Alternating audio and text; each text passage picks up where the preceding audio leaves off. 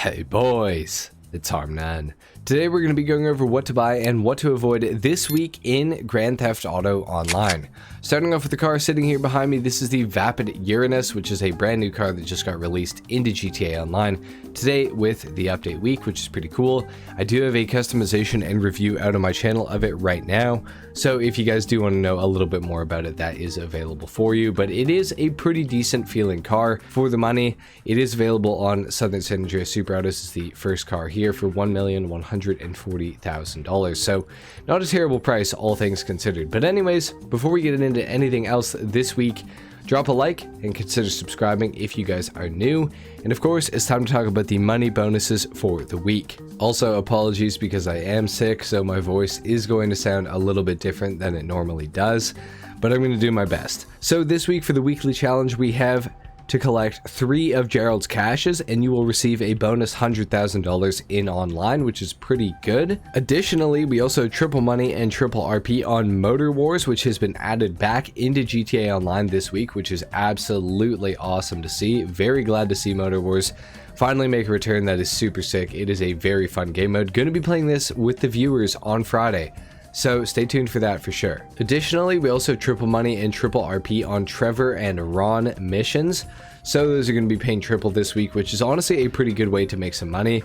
Same with Motor Wars, of course, that's going to be paying a lot this week as well. So you can earn some good money by doing either of those things for the remainder of this week. And additionally, last but not least, we have double money and double RP on Gerald's cash, which spawns in every single day. And of course, there is the bonus of if you collect 3 of them during this week, you will get a bonus $100,000. So not a bad thing to be doing this week and taking advantage of that. For the property discount of the week, we have hangars. They're 30% off, including upgrades and modifications to them. Hangars are a good thing to have. They enable you to store personal aircraft as well as customize certain aircraft like the FH-1 Hunter, Akula, F-160 Raju, and many, many more. If you're going to be buying a hangar, I would recommend getting the living quarters and the workshop. However, everything else does not really matter. It's all just personal preference. So I would get a workshop that's going to enable you to customize your aerial vehicles, and the living quarters is going to allow you to spawn at your hangar.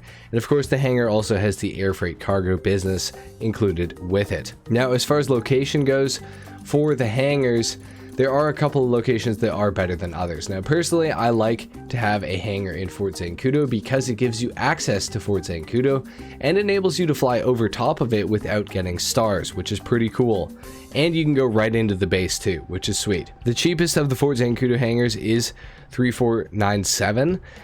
However, any of them are really good. It doesn't really matter. If you wanted one that's a little bit easier to get into, I would say that the 3499 hangar on the northmost end is probably the best bet, because the entrance from the highway is right here and you'll just go in like this to get to it, whereas the other ones you couldn't have to go off the highway like this, go all the way to the military base bridge to get in.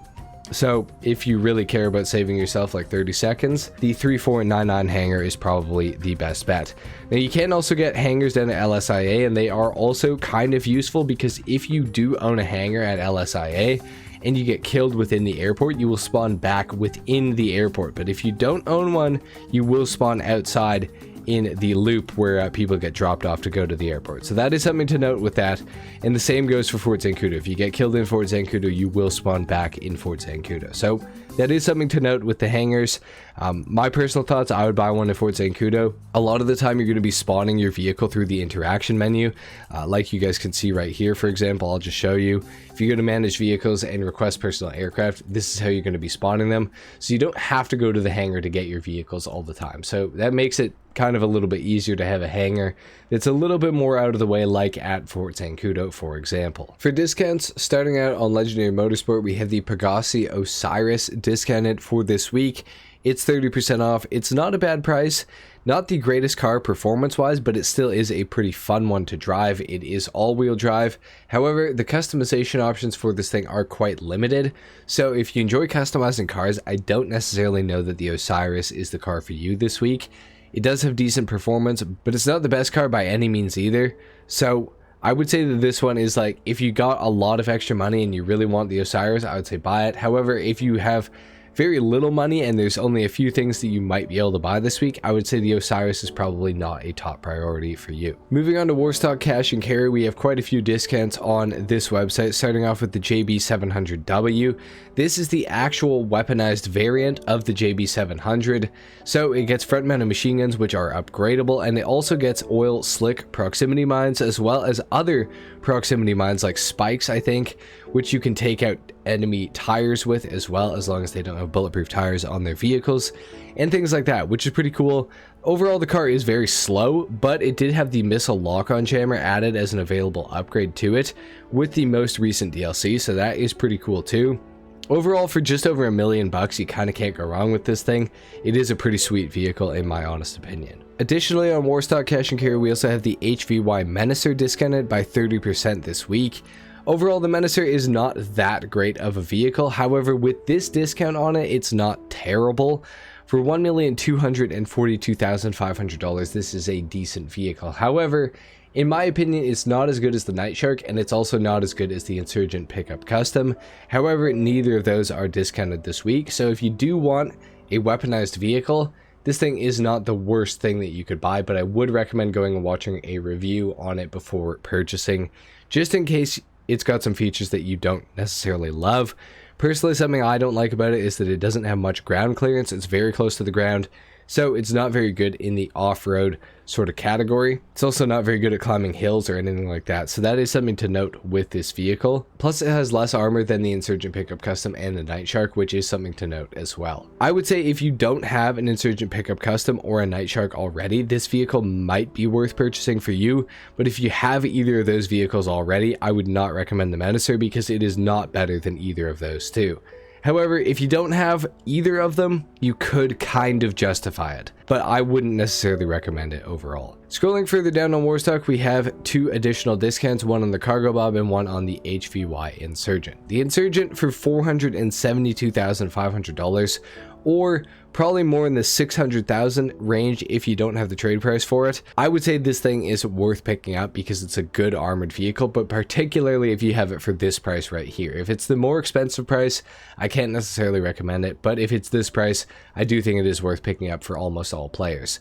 However, the Cargo Bob is an interesting one because normally I would actually recommend buying the Cargo Bob.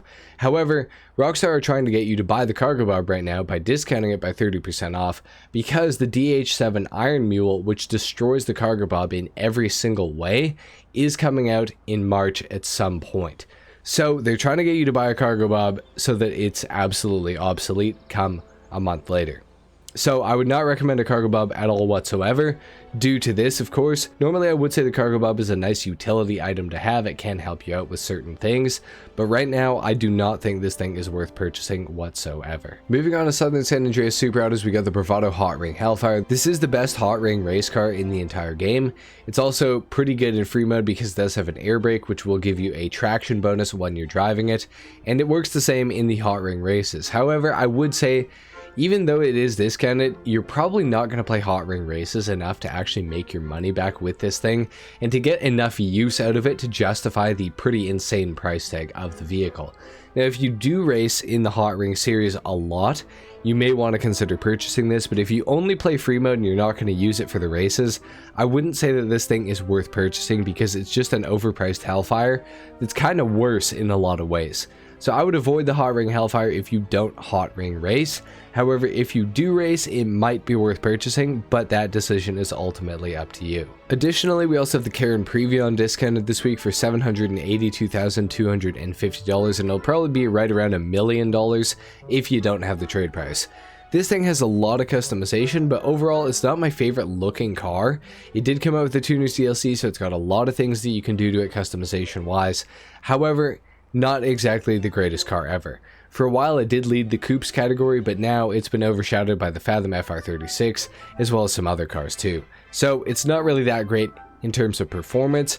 It is a tuner's car though, so you can use it in the tuner subcategory races, which is pretty cool, but it's not even close to being the best car for those races either.